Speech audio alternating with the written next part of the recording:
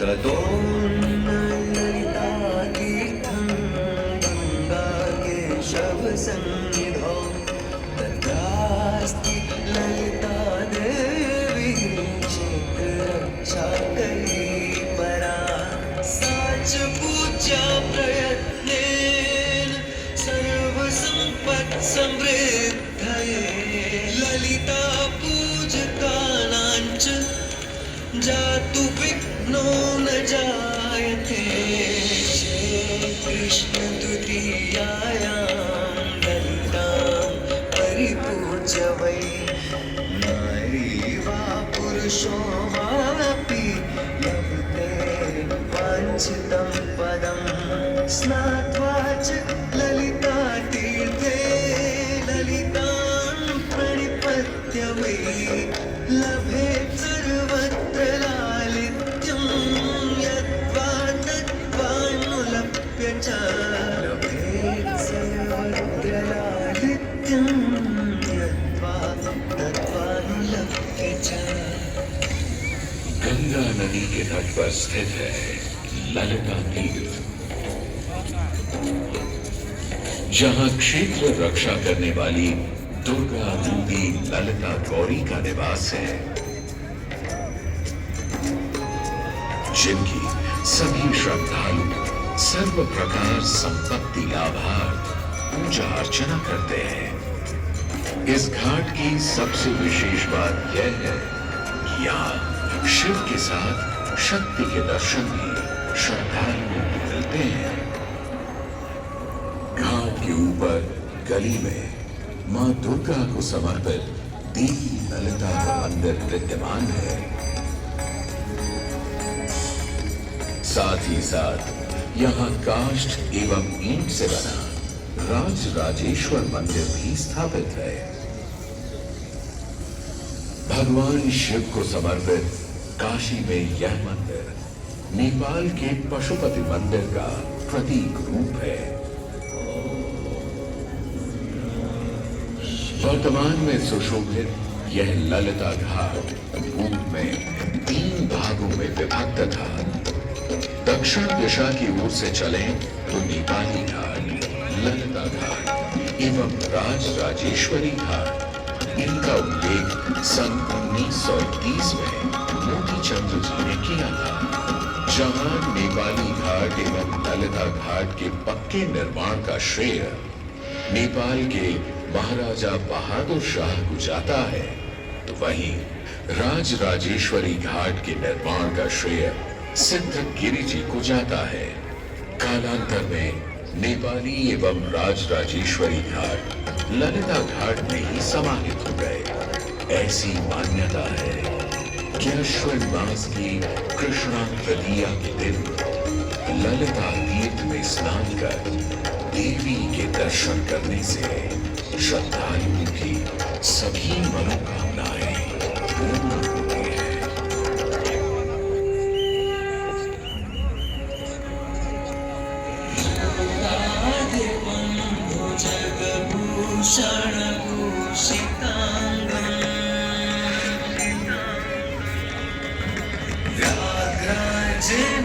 व्याघ्राजनाम्बरधरं जटिलं त्रिनेत्रम्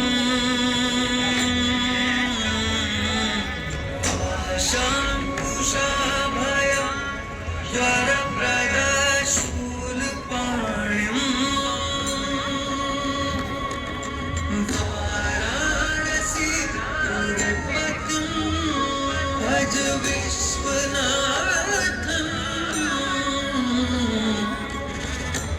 जो सभी जीवों के स्वामी है, जो सर्पों को आभूषण के रूप में धारण करते हैं, जो बाघ की खाल को सुशोभित करते हैं, सूर्य, चंद्रमा और अग्नि उनके 3 नेत्र हैं तथा वो जटाधारी हैं, पाश, अंकुश और त्रिशूलधारी हैं।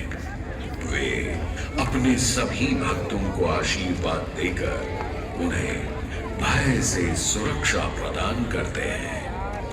ब्रह्मांड के स्वामी एवं वाराणसी के भगवान श्री विश्वनाथ की हम वंदना करते हैं। मैं आदि नगरी काशी, वही काशी जो स्वयं भगवान शिव के त्रिशूल पर विद्यमान है। सृष्टि के प्रारंभ में महादेव ने जब पृथ्वी पर अपनी दृष्टि डाली तो उन्हें एक भाग चमकता हुआ प्रतीत हुआ। उसी भाग को भगवान शिव ने काशी का नाम दिया। कालांतर में गंगा नदी के तट पर बसी इस काशी नगरी में समय समय पर अनेकों घाट विकसित हुए, जहां श्रद्धालु आकर पूजा अर्चना एवं स्नान किया करते थे। माना तो यह भी जाता है कि यह नगरी एक बहुत सुंदर वन से ढकी हुई थी, जहां पीपल, आम, बरगद, शीशम आदि के वृक्ष हुआ करते थे, जिनकी छाया में बैठ ऋषि मुनि, साधु संत आनंद से तपस्या किया करते थे। इसलिए इस जगह का उल्लेख आनंद वन के नाम से भी किया गया है। जितनी पुरानी काशी नगरी है, उतना ही पुराना यहाँ का काशी विश्वनाथ मंदिर भी है। भगवान शिव को विश्वेश्वर, विश्वनाथ आदि नामों से भी संबोधित किया जाता है, जिनका अर्थ है संपूर्ण विश्व के स्वामी। किंवदंतियों की माने तो सृष्टि के आदि में जब भगवान शिव एवं मां पार्वती पृथ्वी का भ्रमण कर रहे थे, उन्हें यह स्थान बहुत प्रिय लगा।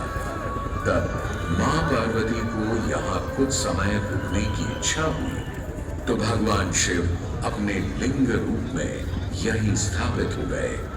तभी से 12 ज्योतिर्लिंगों में इस मंदिर को विश्वेश्वर मंदिर के नाम से भी जाना जाने लगा, जहां भगवान शिव और माता पार्वती सदैव वास करते हैं। सदियों से इस पवित्र नगरी ने अनेक ऋषि मुनियों, तपस्वियों, धर्म गुरुओं आदि को अपनी ओर आकर्षित किया है। आदि शंकराचार्य एवं मंडन मिश्र ने इसी मंदिर के प्रांगण में बहुत समय व्यतीत किया। समय बदला, दौर बदला। भारत के स्वर्णिम काल पर विदेशी आक्रांताओं की नजर पड़ी, जिसे वे लूटने एवं सनातन संस्कृति को नष्ट करने के उद्देश्य से यहाँ आए। जब प्रथम बार गौरी ने आक्रमण किया, तब पृथ्वीराज चौहान ने उसे बुरी तरह पराजित किया था। अंत में उसने क्षमा मांगी और वचन दिया कि ऐसी गलती दोबारा कभी नहीं होगी। अतः पृथ्वीराज चौहान ने उसे छोड़ दिया। संभवतः यह एक दुर्भाग्यपूर्ण निर्णय था, क्योंकि अंततः गौरी ने पृथ्वीराज चौहान को धोखे से हराया। तत्पश्चात उनके साथ बहुत बुरा व्यवहार किया तथा उनकी दोनों आंखें भी निकाल दी। पृथ्वीराज की मृत्यु के उपरांत हिंदुओं का मनोबल कमजोर पड़ गया, जिसके परिणाम स्वरूप आतताइयों ने अन्य मंदिरों के साथ साथ विश्वनाथ मंदिर को भी क्षति पहुंचाई। यह ऐसा काला दौर था जिसके स्मरण करने मात्र से आंखें नम पड़ जाती हैं।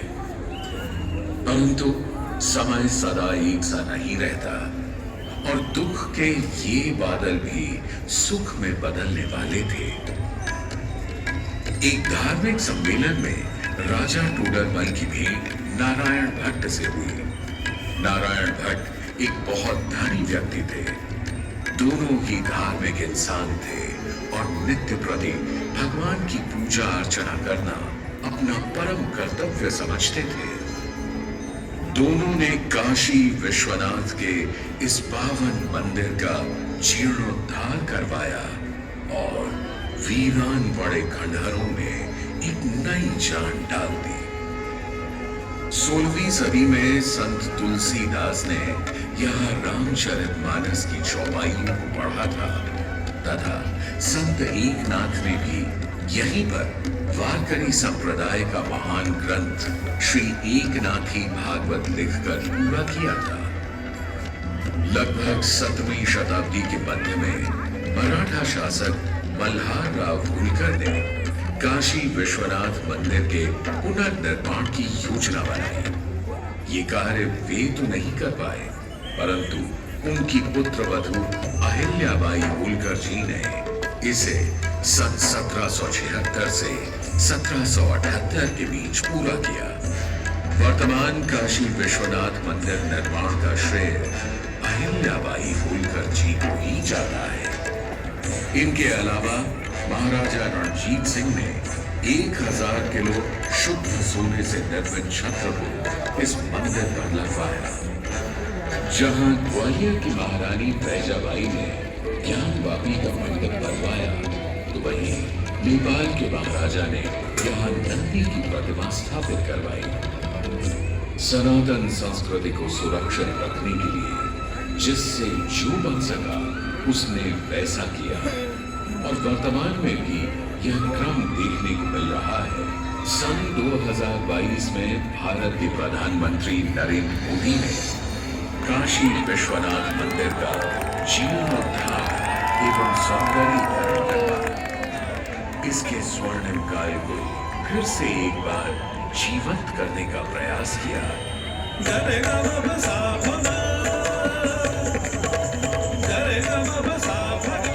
भगवान शिव को समर्पित काशी विश्वनाथ का यह पावन मंदिर सदियों से करोड़ों श्रद्धालुओं का प्रेरणा स्रोत रहा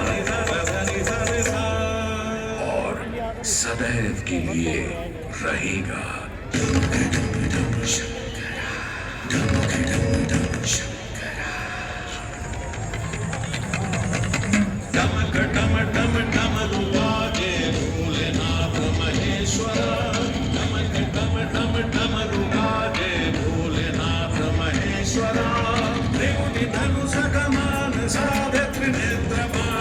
शंकरा त्रिपुटी धनुष कमान साधे त्रिनेत्र बाण को शंकरा हे शंकरा हे शंकरा हे शंकरा। वाराणसी के हो बसैया हो पिता गजराज के, वाराणसी के हो बसैया हो पिता गजराज के। सजे मां पार्वती के मांग में सिंदूर से, सजे मां पार्वती के मांग में सिंदूर से। हे शंकरा हे शंकरा। जटा के चुनरी लपेटे गंगा के समय वासते,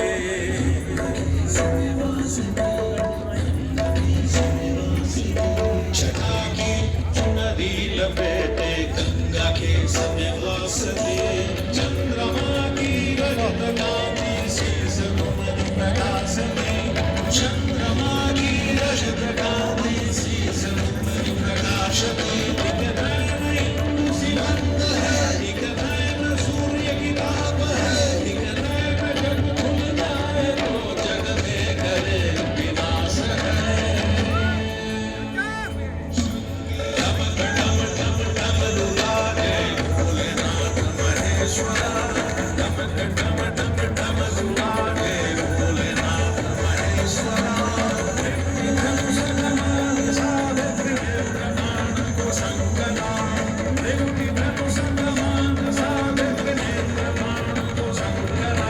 शंकरा हे शंकरा हे शंकरा।